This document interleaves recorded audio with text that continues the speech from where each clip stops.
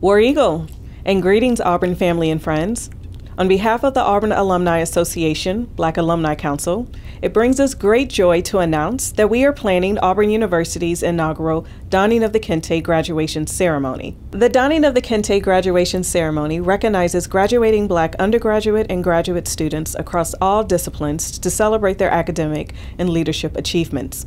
This special event honors and applauds each student by bestowing upon them a traditional African Kente cloth, which serves as a rite of passage. During this special ceremony, each student is draped or donned with the traditional West African Kente cloth stole, which serves as a visual representation of our legacy, our story, and the values of people of the African diaspora. As a hallmark of the African American collegiate experience, and to connect our students to the larger ancestral community, students are then invited to wear their African Kente cloth stole over their formal academic regalia during the spring, summer, and fall commencement ceremonies. We are asking the Auburn family to help us raise $6,000 to purchase hand-woven Kente stoles to highlight our outstanding Black scholars. Your contribution will acknowledge and highlight the tradition of this ceremony, its importance, and our pride in this year's graduating class.